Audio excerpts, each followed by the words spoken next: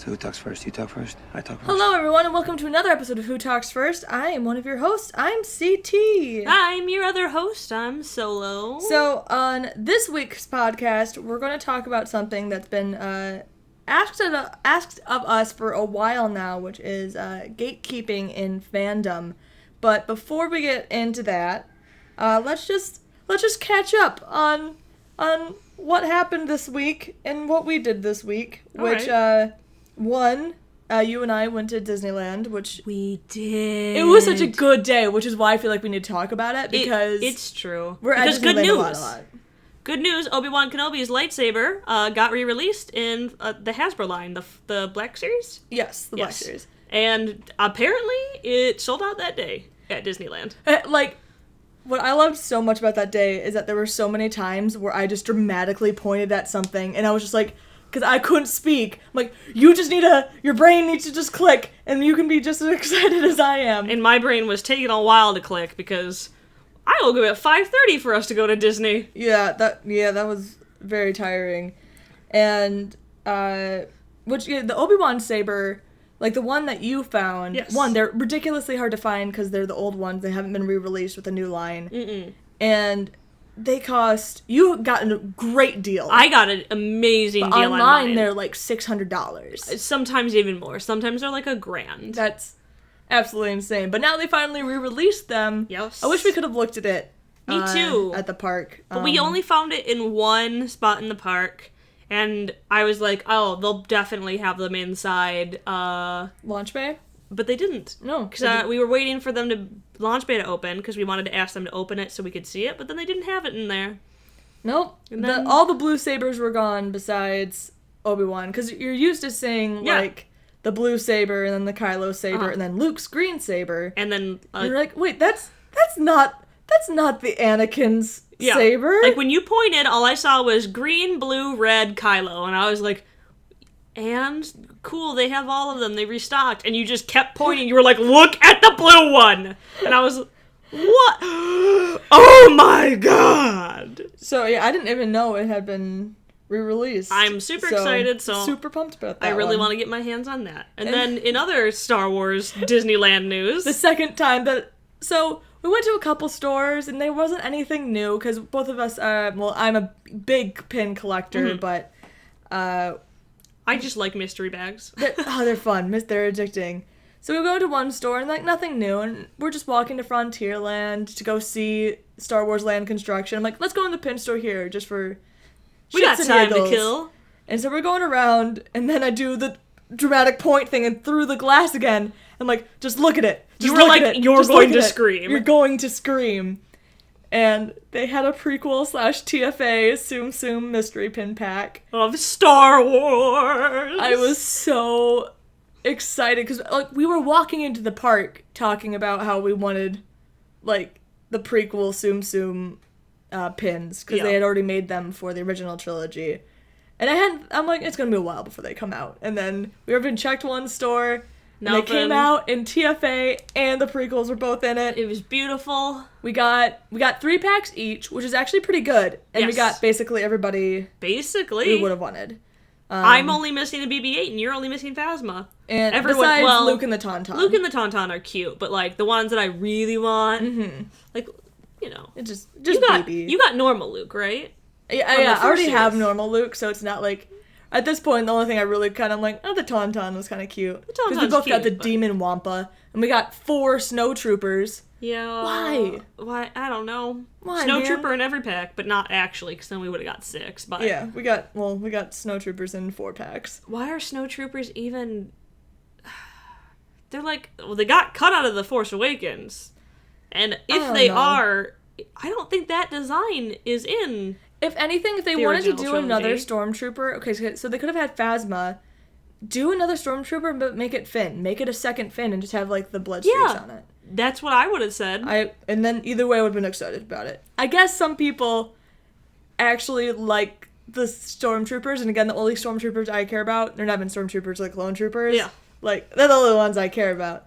because they're the only ones who are ever actually people. I really, really want them to do another series where we get Attack of the Clones or Revenge of the Sith, because I really want a clone pin. I want clone pin. I'm hoping they do Rebels. I would be so excited if they did Rebels. It'd be so good. Rogue One? Rogue One set? A Rogue One Rebel set? I want it. That's what I hope they do for Series 3. Ooh. And not Star Wars related, we rode the Guardians of the Galaxy ride. We did. And I got sick. Those sorts of rides make me sick. I don't like fall rides in general. I can do it. Like, I can do any ride in the park, but if all my friends are like, we're gonna ride this, I'm like, I want to sit it out. I don't have this need. But the Guardians ride just came out a month or so ago? Yeah. It's still pretty Probably new. not even that long ago. I don't know. Whenever Guardians came out. I think it came out, like, very that soon weekend. after that. Uh-huh. And it was a very cute ride. I won't spoil it. It was fun. I want to go on it again because I want to know, because you can get more than one music choice. So I want to know what the other ones are. And I think that's a good way for re-ride value is that you can get different song choices. Absolutely. But anything else happened exciting this week for us? No. All right. So in Star Wars news, I'm just going to cover some stuff. There's obviously more things that came out, but the general because fandom E3. drama, Yeah. E3, yeah. So Battlefront 2 does look really fun. We're gonna buy it. We only need one copy though. Yeah, we only need one copy. Like I'll pre-order it. That's how you got me. Is like, oh, I can have maskless Kylo. Sold. Well, I was Done. like, the clones are in it. Sold. It looks really fun, and it's I don't like shooter games, but at least it's not first person. At least it's over the shoulder. Yeah. So I am much happier with that. And also Rey is in the game, and they finally... It's causing some people are really upset. And I'm like, this is what people were complaining about with the first Battlefront, is that it tried to be, like, canon compliant. The story mode, that's canon compliant. Right. Fine. The battle mode, yes, Rey can fight Darth Maul. Yeah. That's cool. You can't make it... You can't... Ugh.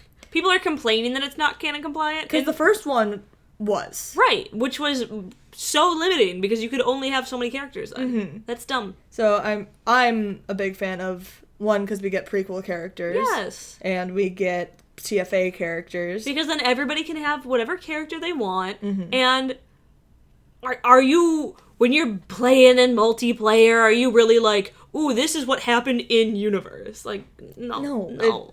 At least, not me, personally. I'm sure there's some people... I mean, there were some people, so I was reading some stuff on the Twitter. Well, then you can have your canon-compliant games, and you can host one and be like, only these characters can play.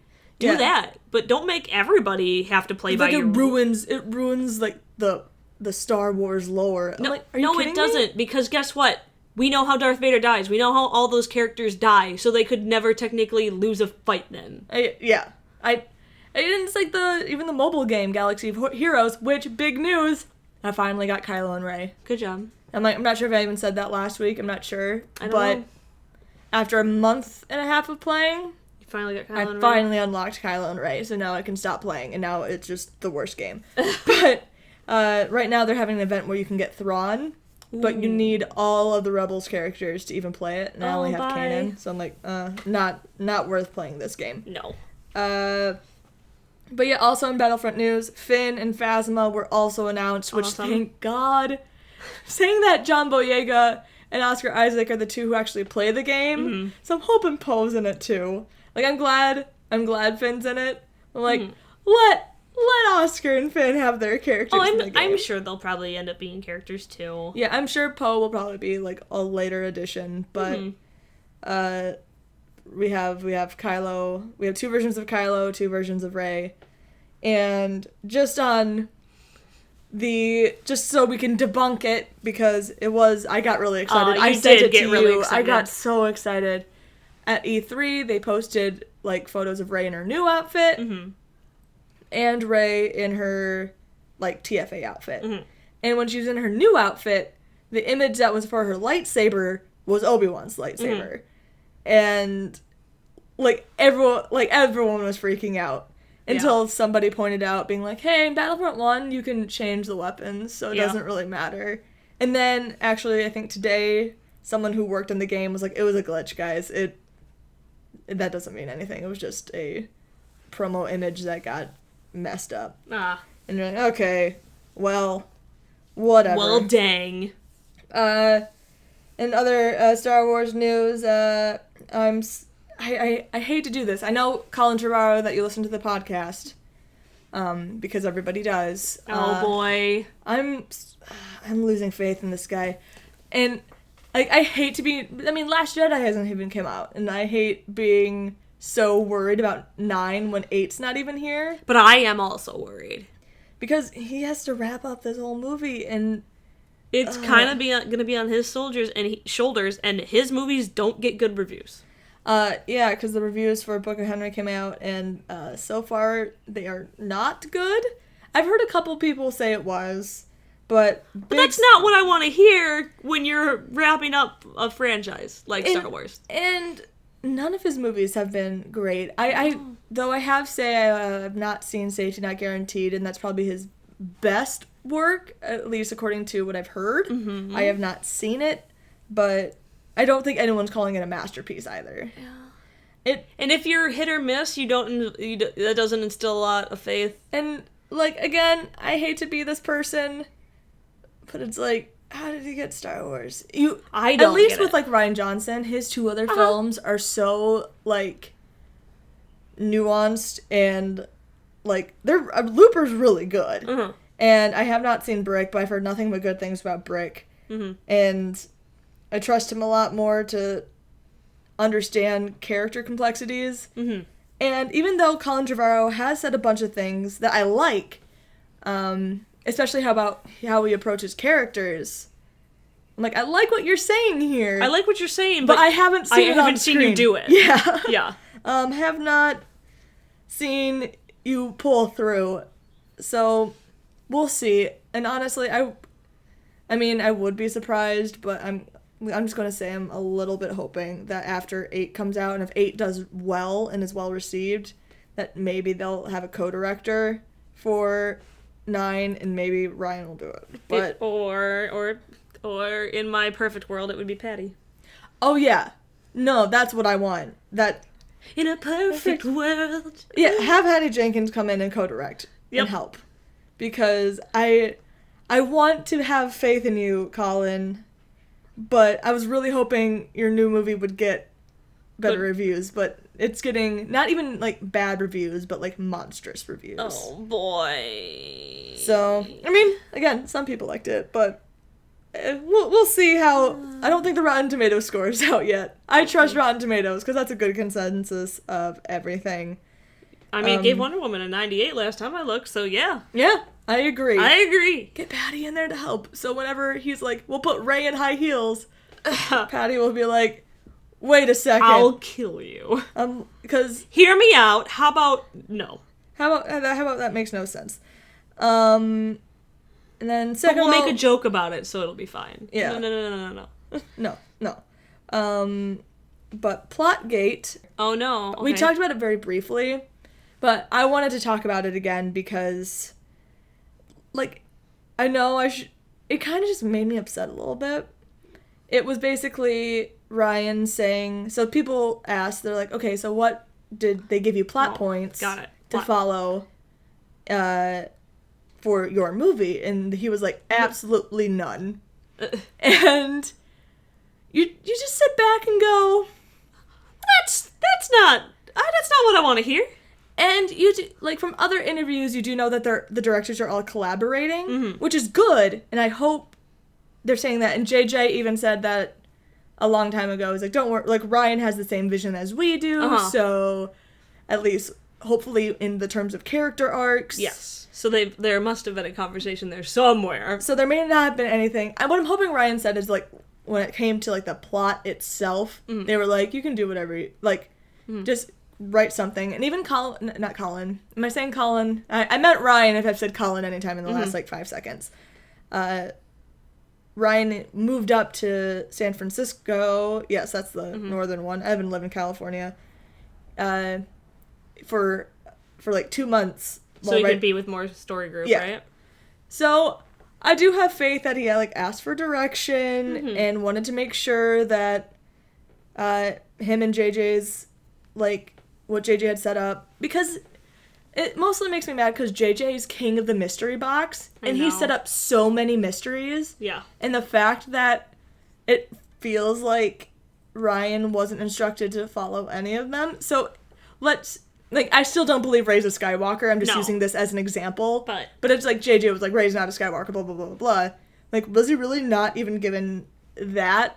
Oh no, you can't make Rey a Skywalker. Because I was setting up that she definitely isn't. Yeah. Again, I don't think that's a thing that's going to happen, obviously. But as an example... I think what he was trying to say was that Lucasfilm is not imposing any of the story on him. I think that's what he was commenting on. I don't think he was saying that JJ and Colin and them, they don't have some sort of plan. Mm-hmm. He was just Lucasfilm in general is not imposing plot points on me. It was just because I completely agree with you. Yes. But just the way they said it. Yeah. Oh, absolutely not. And you're like, what? What? You're just walking into this movie? Even if that's true, don't say that. Yeah. One, because we know part of it can't be true. Mm-hmm. So all Ryan said that he had to follow was the plots are set up in TFA and what was set up in TFA. And so I'm hoping that includes the mystery boxes that JJ set up. Oh, me too. So, the kind of mysterious things that JJ would have known more about, he's this is established in TFA, but we haven't completely answered it yet. Right. I'm hoping that counts as being established in TFA. Me too. So we'll see how it goes. It still just kind of makes me mad. Not mad, I shouldn't say, but eye-rolly that they even, went about that. And so shut down. And I know he's probably just sick of people thinking that Disney controls everything. Yeah. And he's just no, guys, I had a ton of creative control. Yeah, this is going to be, my movie. It's going to be Star Wars, but it's going to be my movie. Mm-hmm. That's probably why. That he's so, shut down about it. Yeah. But it did cause a controversy because, I definitely trust Ryan at this point. Ryan's done nothing to make me not trust him. No, every time Ryan talks about the movie, I get pretty excited. Yeah, and, the actors and all that stuff. I'm okay. And then, but again, going back to Colin, if he has free reign... Yeah, no, that's worrisome. That's the post-soul... That's when I'm story group, you need to be there every moment of the way. Yeah. Because you could be no, that's not canon compliant with this, what happened in the first two movies. Yeah. Not at all. And, again, I'm sorry, I don't like talking... We don't know anything about what he's gonna do. It sometimes just kind of worries me. Yeah. But, oh yeah, and other exciting news, if you feel like it, I have a bunch of new items in my Etsy store. I have some new pins up there, so if you guys are interested in getting some cool merch, go to etsy.com/shop/squadron goals, because I have a pin pre-order up there, and if you guys want some cool pins, you should make it happen. There you go. Good words. And basically, if I get a certain amount of pre-orders, you'll get a pin for free.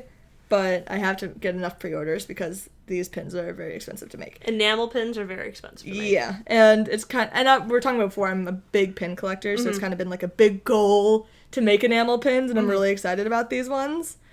So they're cute. You should go just check out the store. And before we get into things, I'd like to ask people to don't forget to rate and subscribe to our podcast. Maybe leave us a nice comment. Yes. That makes us feel very happy. It. And we're asking that now before we get into the before we tell a lot of you to leave, honestly. Yeah. Because this week's topic is Fandom Gatekeeping. And I want to let you know early on, this is going to be a very ranty, very probably angry, very passionate podcast.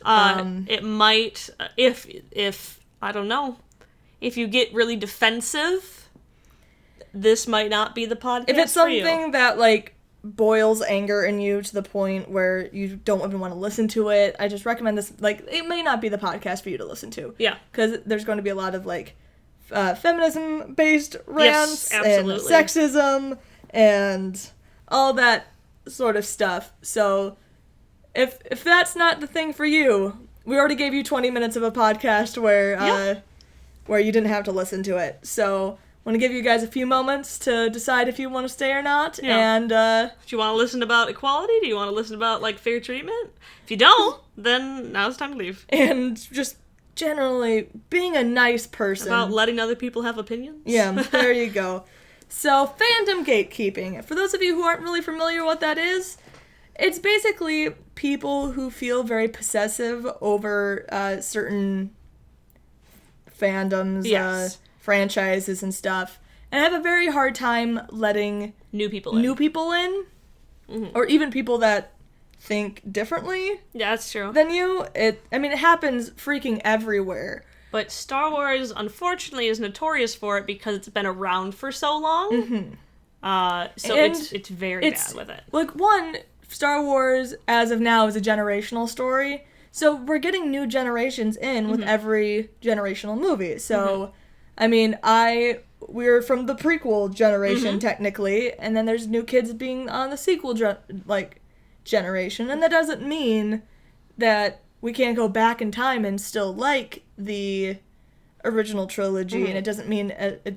But people will be like, it doesn't mean as much to you because you weren't there, But I'm like, but I was there for my generation's movie, and that's the one that will kind of always be home for me. And there's nothing wrong with that, but a lot of people like to pretend that there is something wrong with that. And so, I will say a lot of it, not all of it, we'll go into more of it, but a lot of it is gender-based. Yes. And fanboys tend to get very scared of fangirls and new fangirls and tend to like to downgrade their contributions to fandom. Yes. And I'll say this with we'll talk first about like fan art and fan fiction.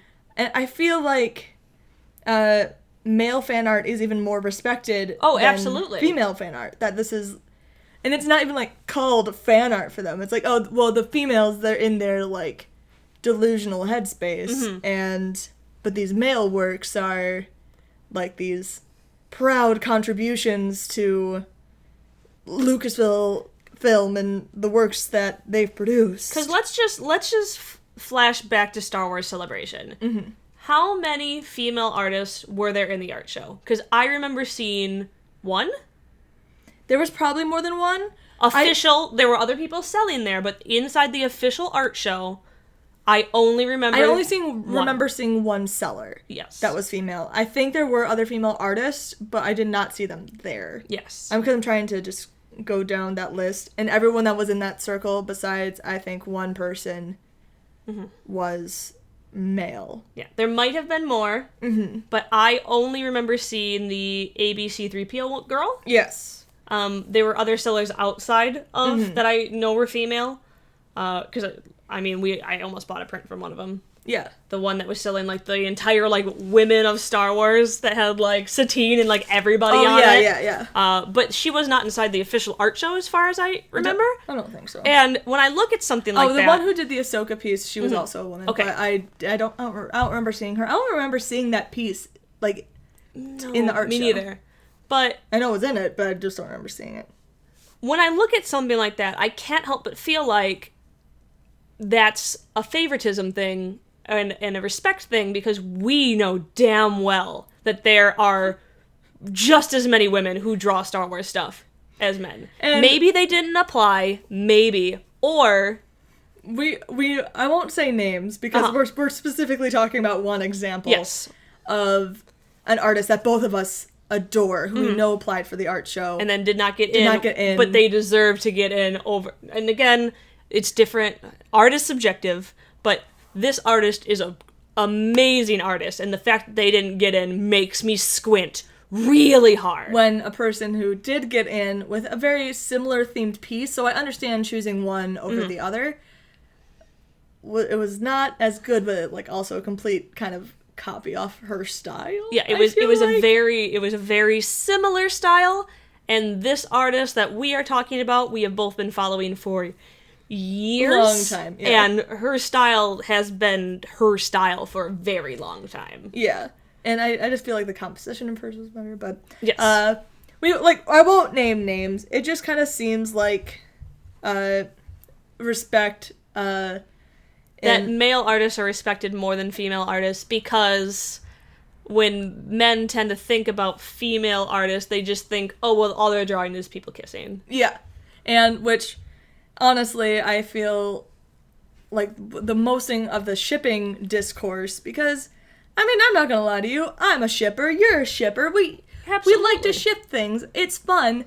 I personally don't see how it's any different than wanting other plot points to happen, personally. Like, I don't see why me, like, shipping Stormpilot is any different than me wanting Rey Kenobi. Right. Like, to me, it's just wanting why is certain one plot more points. Why is one more ridiculous than the other?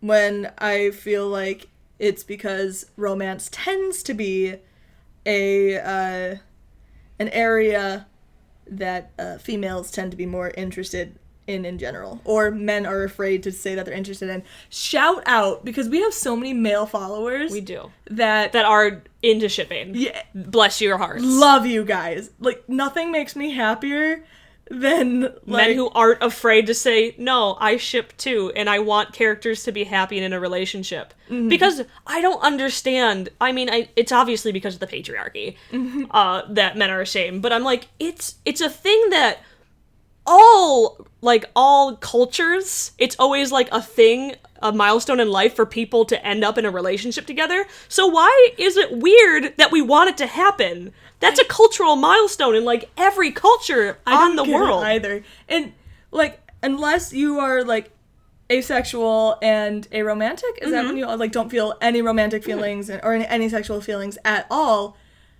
Which is totally fine. Every other person besides that, which is a lot of people, strives to feel that or will feel that with somebody. Or wants that with somebody sometime in their lifetime. Male or female. Right. Or otherwise. It just... So it's like, why is it that when we want something like that to happen, or we think about, like, ooh, these characters could be really good for each other, why is it immediately dismissed?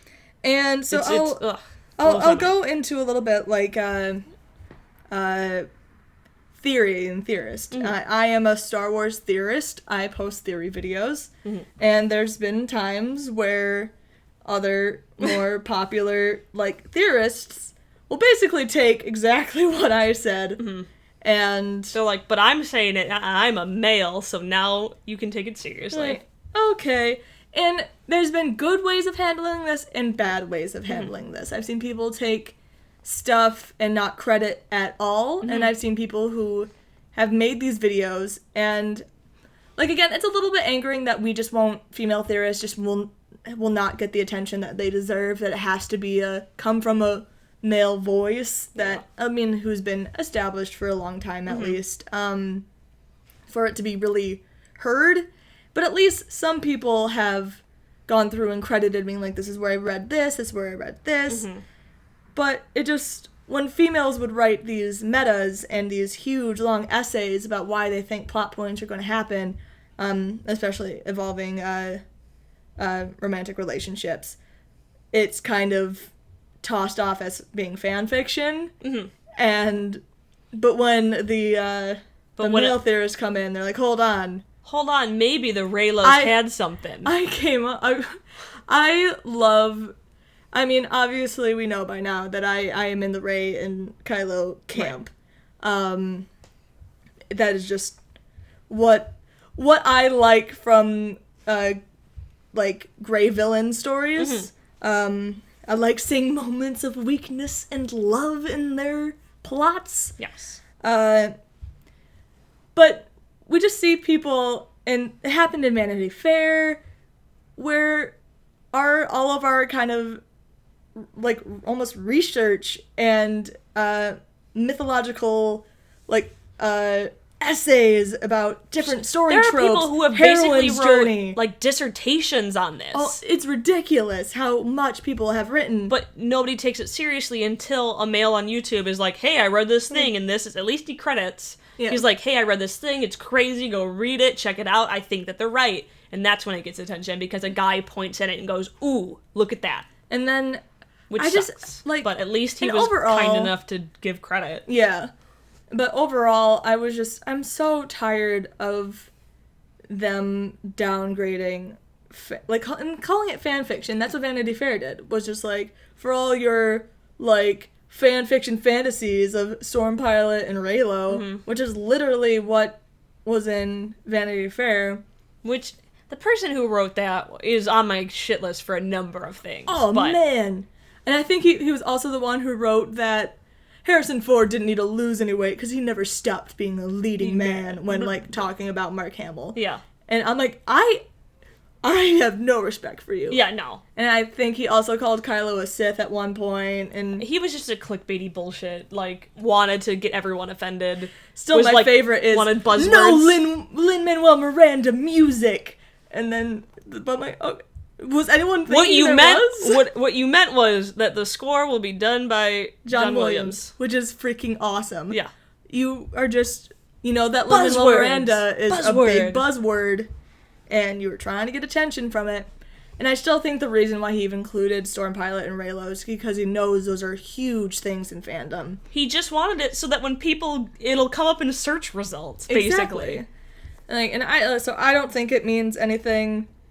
So it's just kind of really disheartening to constantly see fan fiction and even fan art being seen as, like, a delusional thing to do, when I want to let you guys know, I'm somebody who's worked in the entertainment industry, that I worked at Nickelodeon for a few years. I want to let you know, if you want to be a professional writer, if you want to write for TV, or if you want to draw for television, your job is literally basically writing fanfic and drawing fan art. Yeah. That's your job. Because it's not your creation. It's pre-established characters and you're writing your own story for it. That's what comic books are. That's why everybody and their father who writes a Batman story is always like, here's my tale on the death in the family. That's why we have Death of the Family. That's why we have Death in the Family. That's why, like, we have all these stories that are basically the same thing, just with, like, a little twist, because somebody had their fan fiction, they were like, this would be better, and then it got published. So, for anyone who feels bad about, especially the content I create, I have a lot of time, I have a hard time creating original stuff sometimes, because right now, all I want to draw is Star Wars. That's all I want to do, but guess what? It freaking helps. Yeah. It's useful. And so for anyone that tells you that to stop drawing fan art, to stop writing fan fiction, no, they're great exercises for you to improve. Yeah. And they're great practice. And also, if the inspiration hits, you should always jump on that. Always. You should never stifle your own creativity because of something that someone says. Never. And I don't realize, because in the professional world, a ton of the work is technically writing in other universes that already exist, or drawing characters that already exist if you're going into cartoons and stuff.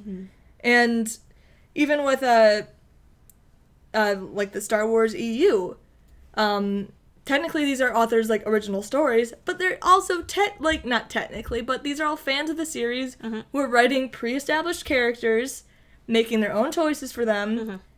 This fan fiction is beneficial. Absolutely. And I really think it's a great exercise and helps people become better writers. And a lot of people started off as fan fiction writers. And I don't want to say this with like 100% certainty. I think Claudia Gray was at one point a fanfic writer. I feel like it. And I think, I know E.K. Johnson was, who wrote the Ahsoka book.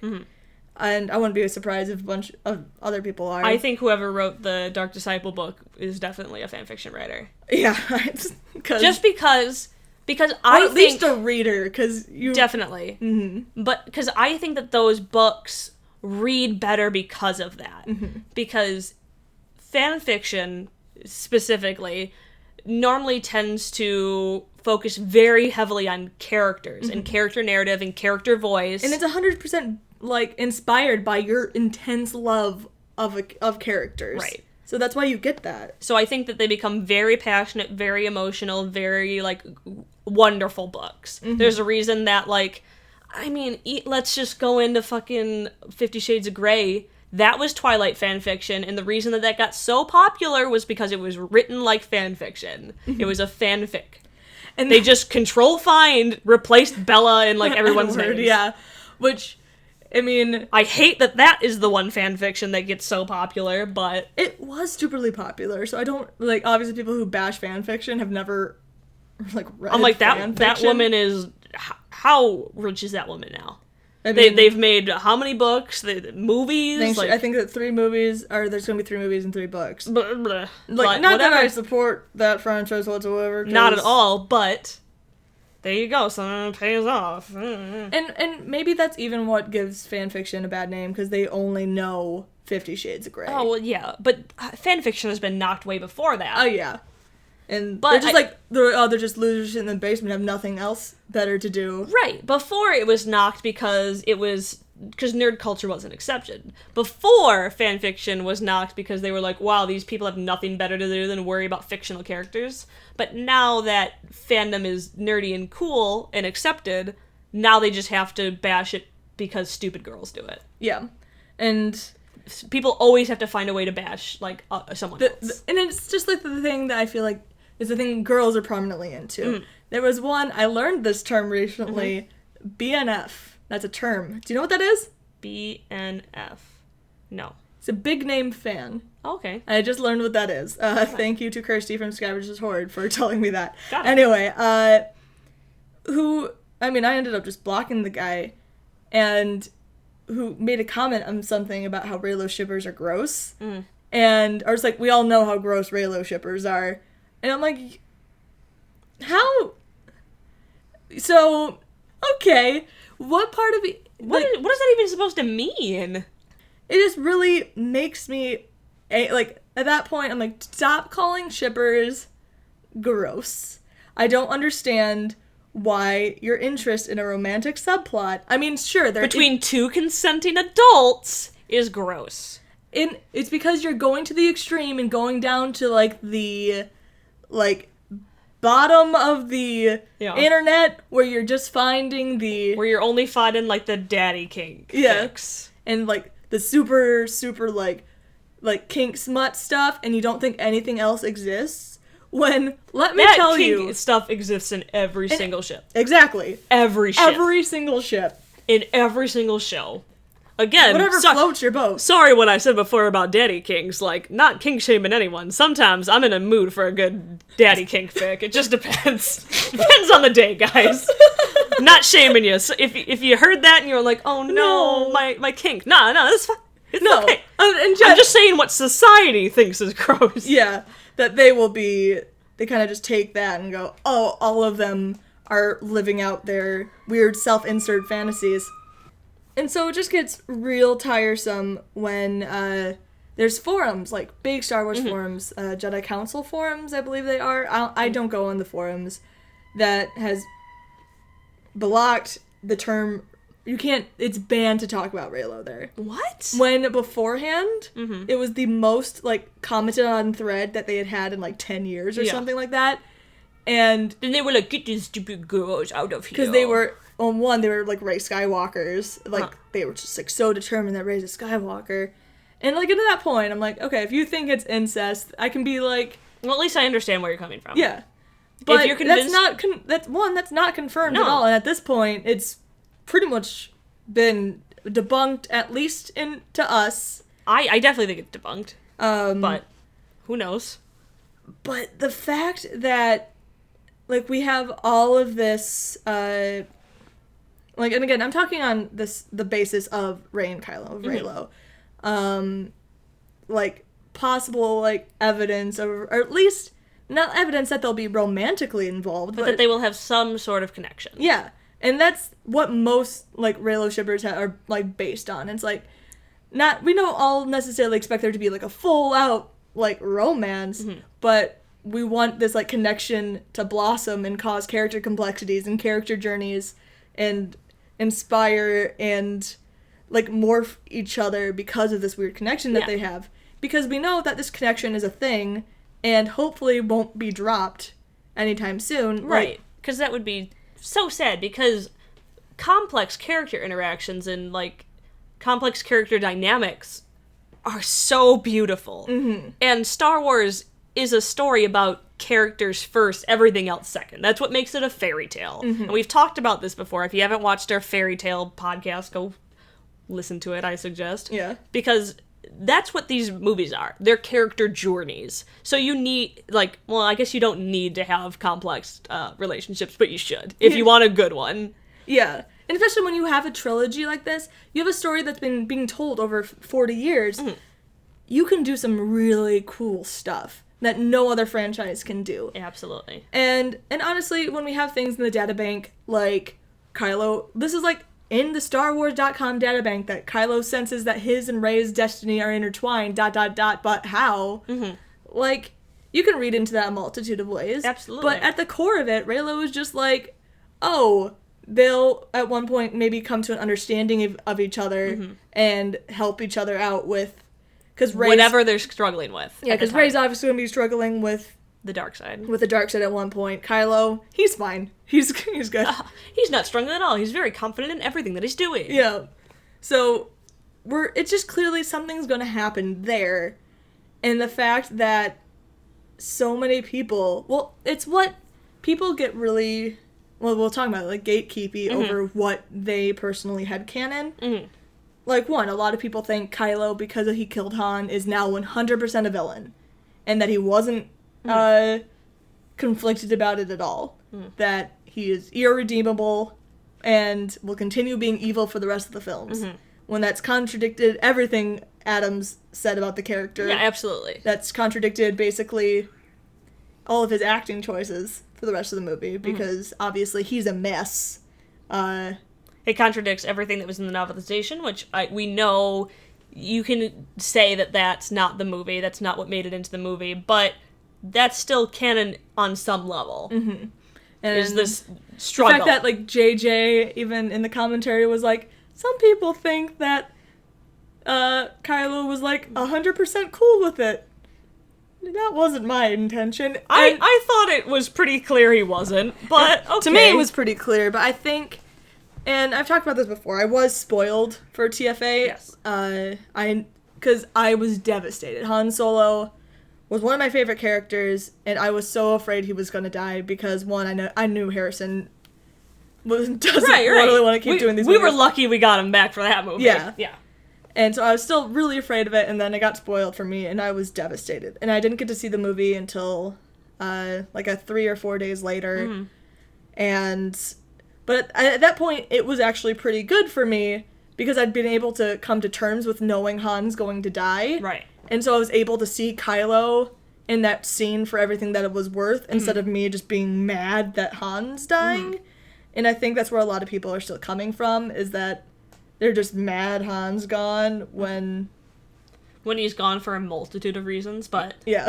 And like what a good ending to that story arc, that he became selfless at the end, like purely selfless. Beautiful. That he becomes a good parent, which he hasn't been for years. He was trying to do everything that he could for Leia, which he hasn't done for years, and like he puts everything aside for his son. Beautiful. It is. It was a fantastic, horribly sad, but great ending for his character. It almost makes me like Han Solo. Almost. I mean, I still love Han I Solo, see him in a more positive light now than when ever. he came through that arc. But I think there's stuff like that. I know people are so desperate for Rey to be a Skywalker because they don't want to believe that Kylo's the only one. Or because, hold on, the sexism is calling. Oh, wait. Leia doesn't count as a Skywalker. Right. Leia doesn't count. I just like when people say, well, Kylo's more of a Solo. I'm like, no, that's not how genes work. Yeah. Like, Han's sperm wasn't, like, taken over, man.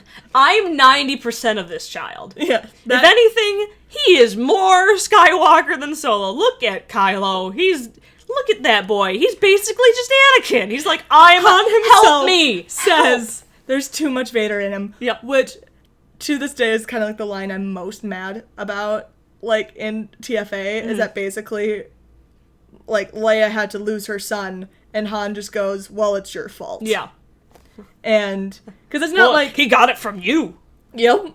Which is so... Like, I know that's probably not how it was meant to sound, but whenever I think about it, you're like, you are telling the mother of your child, This woman that you've loved for the last, 30 years. Who wants her son back more so than anything. desperately. And you're telling her there's no hope because of your family. Yep. Okay. Yep. And, and I'm still on the boat that Han's sacrifice, in the end, will still save his son, even though he's gone, but I think that would be a nice wrap-up. Well, that's absolutely how I want it, too, because, again, I don't want this story to end with us basically getting another Vader. I don't want to watch another character struggle and fail. Mm-hmm. I want to watch a character struggle and, rip himself from the ashes and be like, here, I'm okay now. Mm-hmm. And I had people help me, and there's nothing wrong with that, basically. Yep.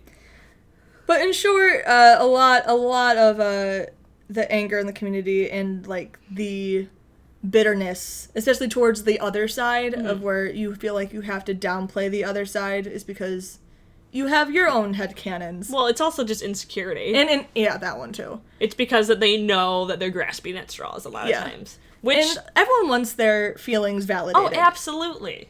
And so when you kind of get shot down a lot, you're going to want to keep making up these...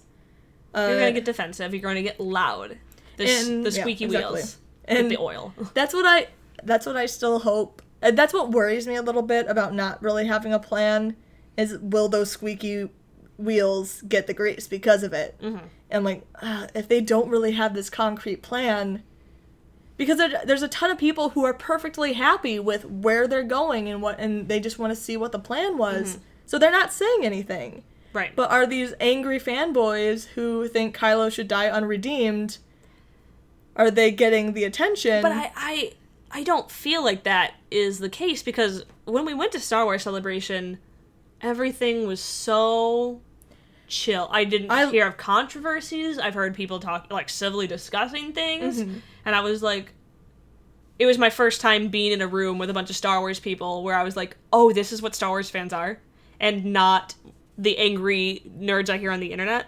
Yeah. You know what I mean? And I do too, because Celebration was such an amazing experience, and I actually had a couple people come up to me during the con and being like, oh, are you from Knights of Rant? Which, to this day, sidetrack, I mean, if you guys have followed us for a while, you know, Solo and I kind of had a past career in the internet, and so it's really cool being known for something else now. Oh, I love it. So... Even if it's just Vines. Yeah, even if it's just that. Oh, are you that Obi-Wan and Anakin from Vine? We're like, yeah, we are. That was such a... I'm sure we told that story, Uh-huh. but we were at a convention and, we weren't even in Obi-Wan and Anakin, were we? We were in Obi-Wan and Anakin. We were in those costumes, but... thank God.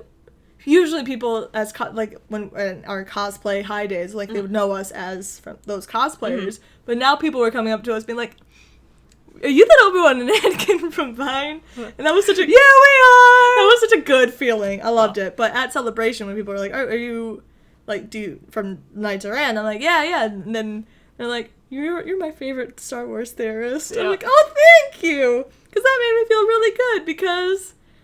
Because again, when you first started, you got a lot of really bad comments all the time. Because they were like, shut up, girl.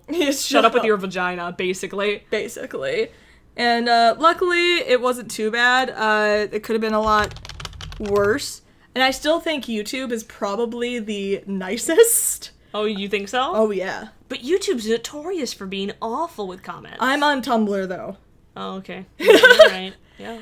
I'm on Tumblr, and you're not even on Twitter that much. I'm on Tumblr and Twitter a lot more than you are. Yeah. So, at least, and when it comes to us. It's different. It's different with Star Wars, because I'm like, honestly, isn't Tumblr more of a female community? Oh, yeah. No, I'm speaking more from a, Star Wars fandom in general. Yeah. Where on YouTube, it actually tend to be way more accepting. Got it. I just meant YouTube in general. YouTube has awful comments. What are you talking about? No, I meant YouTube for our YouTube, videos. And then besides the subculture of... Oh, I guess that's another... We'll stay on topic of... our live reaction to Twin Sons. Oh yeah, people hate our live reaction to Twin Sons. And they were like, listen here, girls. And we were like, oh my god, shut up. And if I had to explain so many times and everywhere, I think I got annotation on the video, I'm like, I know what was intended, that's still not, I still don't like understand. it. I get it, you don't have to explain it to me. That's still just not what I wanted. I've seen samurai movies. Yeah. Oh, no, I understand. Please stop. Yeah, it got very...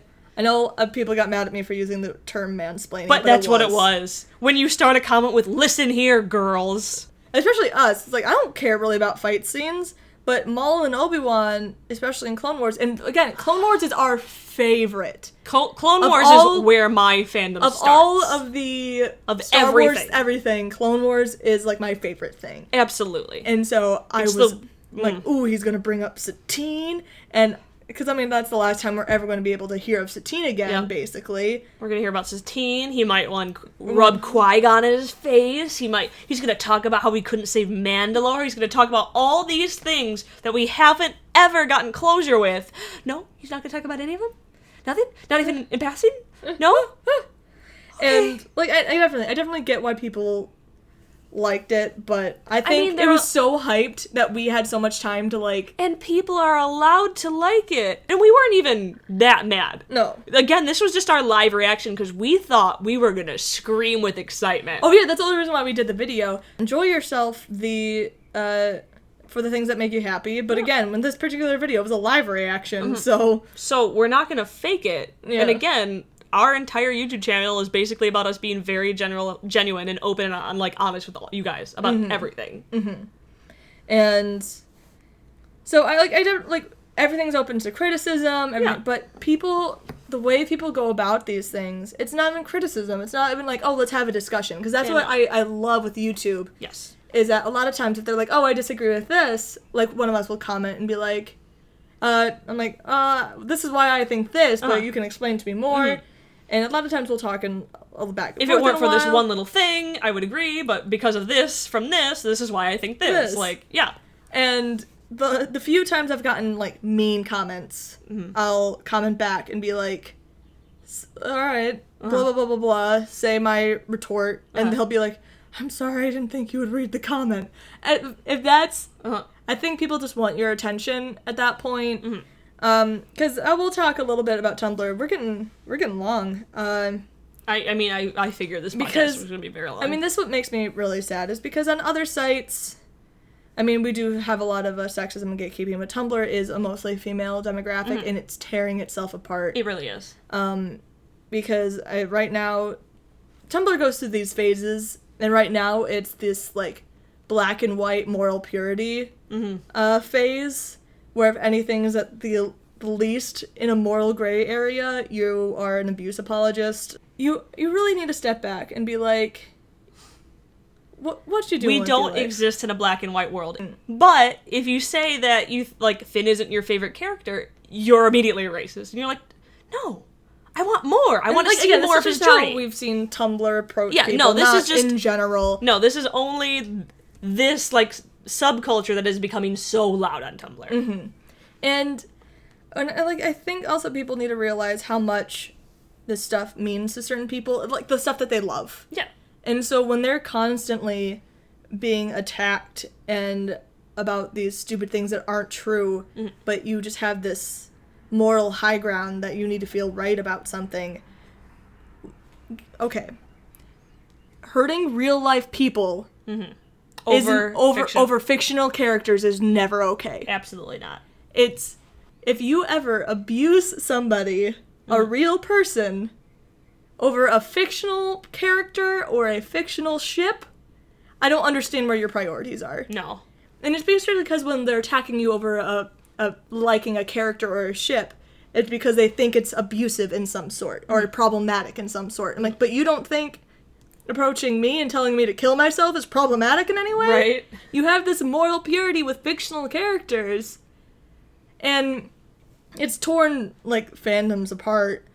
And, that's just what gatekeeping is, and you're keeping people out, and it's causing these, feuds within the this community. We all like Star Wars, right? No? People just want to make sure that you know that they like it more than you do. Okay, well, I guess you're allowed to. And they're just possessive over that. They want to feel like they own it more than you. And I guess I've never understood that mindset because I'm a sharer. Mm-hmm. I guess, like, I don't get it. When I like something, I want to talk to other people about it, and I want to enjoy it with them. You know what I mean? Hence why it took me 6 months to, like, convert you into liking Star Wars. Yep. I was like, hold on, here. Hey, you want to watch Clone Wars with me? You know? Obi-Wan's in it. Look at him. Isn't he handsome? I'm like, oh, he is pretty handsome. Look at this cute little Ahsoka 6 girl. seasons later. Me, drowning in Obi-Wan merch. Yeah, there you go. But, like, I don't get it. Maybe it's because we were a subculture of, like, cosplayers, and that's a big, like, sharing community. Yeah.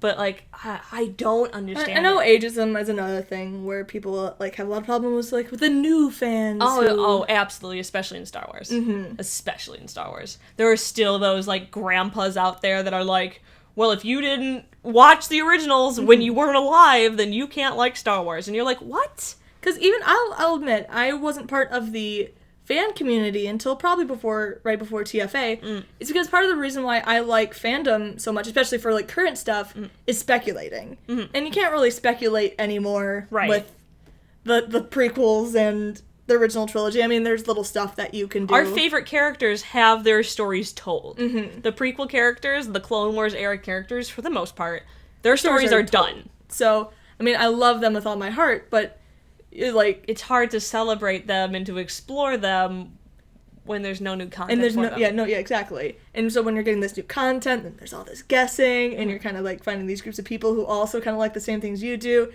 And that's what got me into the Star Wars fandom, was this reprise, because I'm sure it existed, but I wasn't in fandoms at all when the prequels came out. My first fandom was Avatar: The Last Airbender. Rest in peace, Zutara. Bless you. I'll miss you, but... My first fandom was Gundam Wing. Dating myself! It's fine. That was like... That came out in like 97 or something in the United States. I don't know. But anyway.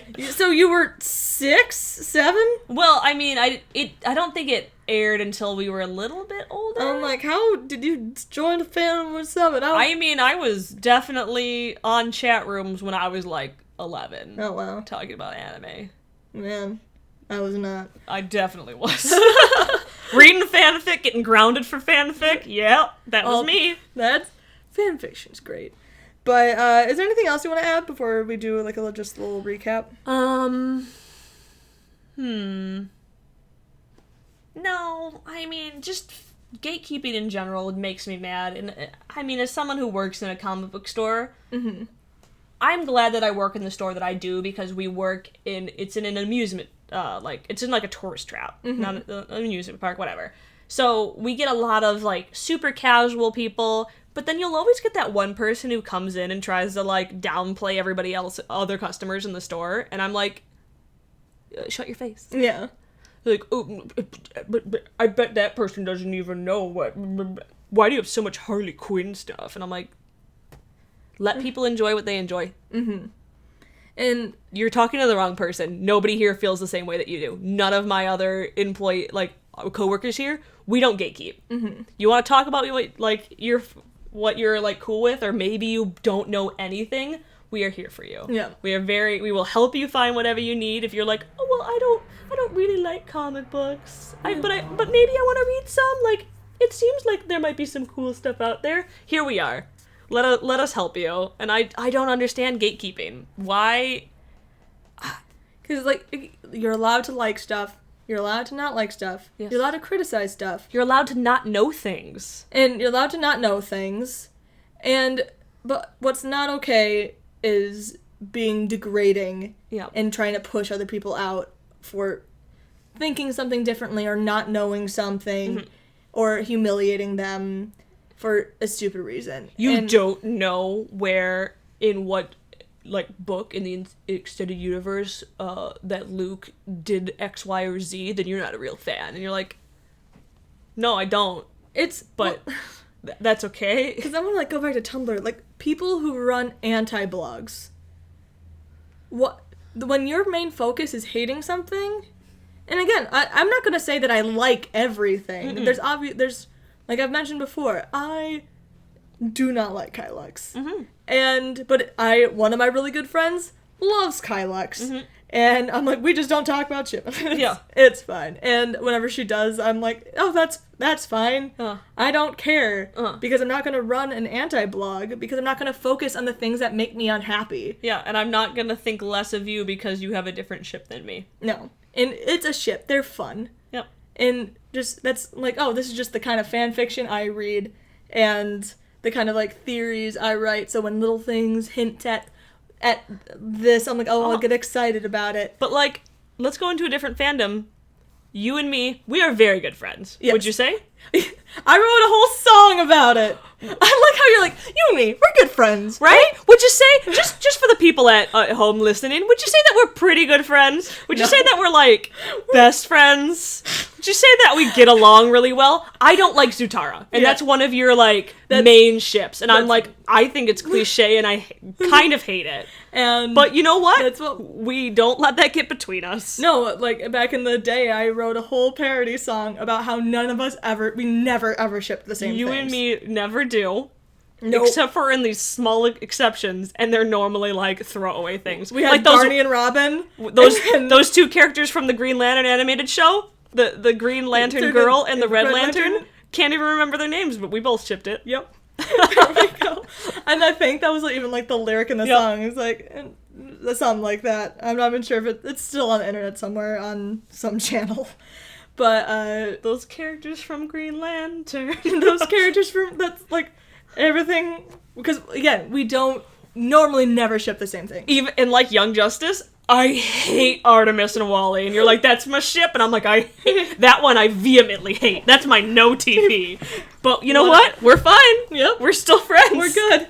And that was, like, the one ship in my life I ever got. Yep. But then they killed Wally anyway. Well. Guess what? You can get along with people. I don't understand why people are so vehemently anti, and that's the thing they promote themselves with. If I ever go to somebody's blog and their, like, description is anti-blank, even if it's, like, a ship I'm anti, I'm like, no, if that's one of the first things you describe yourself as, I'm out. I'm out. What if they're anti-anti? Then I'd be like, follow. That's me, because I'm anti-anti. And like, that's not to say that you can't have a no TP, because I definitely I definitely have no TP. I definitely do, but I just don't focus my entire life on it. And I Tumblr save things back when I had Tumblr, and I, like, blacklist things because I don't want to see them. But again, running an anti-blog where you're just constantly, like, pretending that people aren't people anymore because of something that they like in fiction, like, you need to get your life together. And part of me has to be like, real people feel like shit. Yeah. Over something so menial. And it has to be, I want to say that it has to be that they're just young and they're looking to be, like, edgy or something. Yeah.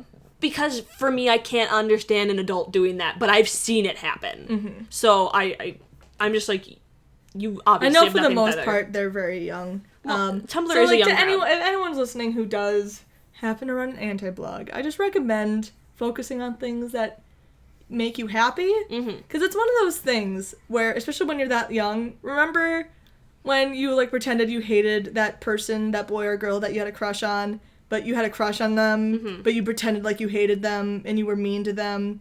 Because a little bit with how much antis obsess over the thing that they hate makes me think that you doth protest too much. Yeah.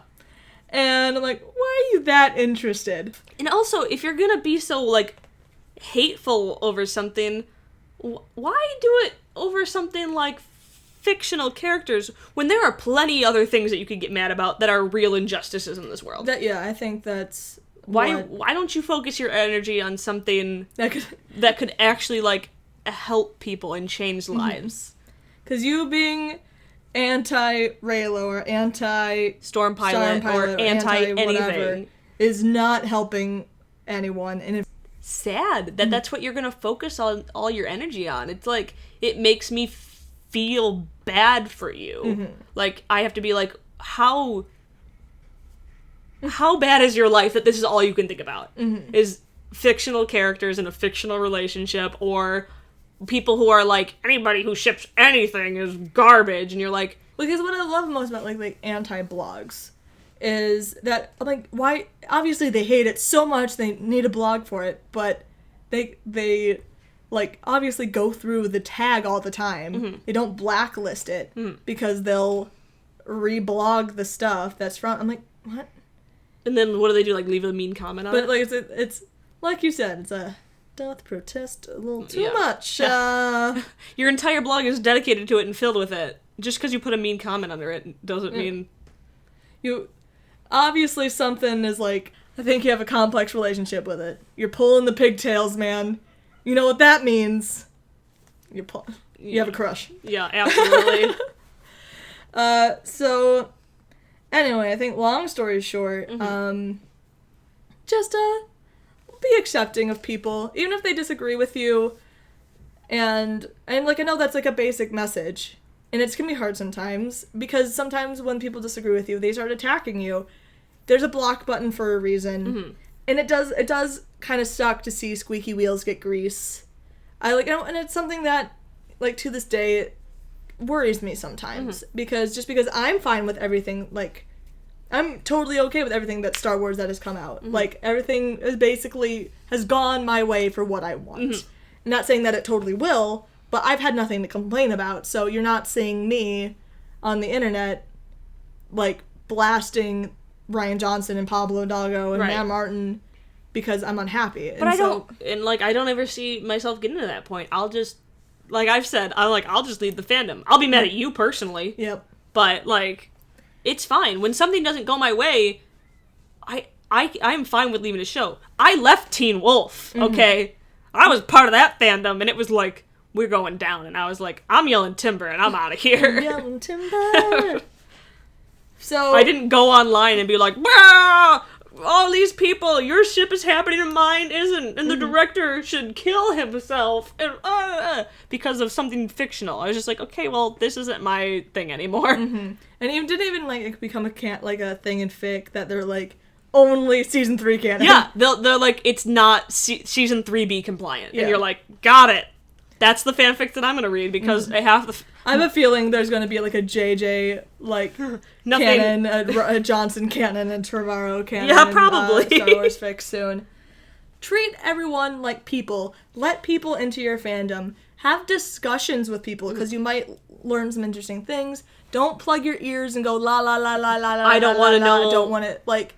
I'm not listening to this. Your perspective means nothing to me. This is just how you should live your life in general. If you have different headcanons, if someone comes at you with a fact that contradicts that, be like, yeah, I know, I still have this headcanon, though, because it makes me happy. Right.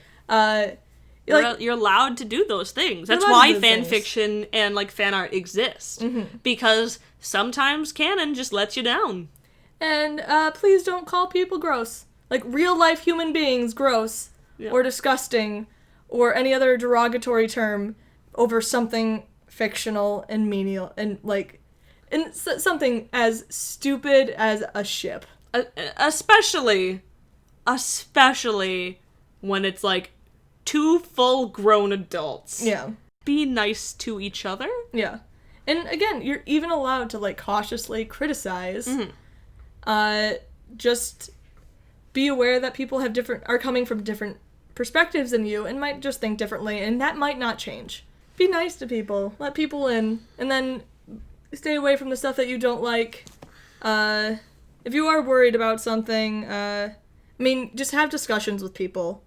Sometimes people aren't willing to listen. I'm not going to say everybody is, but if you can be, again, we've had really great YouTube commenters who have listened, who've actually been like, you know what, never mind, I've changed how I feel about that. You're like, you've explained yourself very well.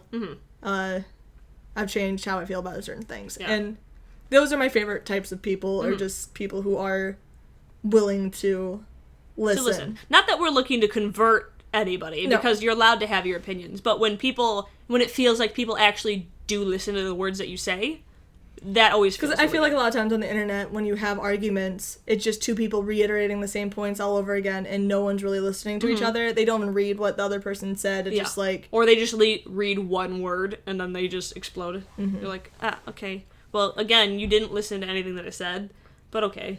Yep. Anyway, guys, I think this is a good place to wrap up. Yeah, probably. Yeah. So, anyway, sorry they got super ranty, but again, we're the Knights of Rant! That's who we are, man. Thanks for listening. Be sure, if you made it this far, to rate and subscribe to us on the sites that we post on. I am CT. I'm Solo. And we'll see you later. Bye.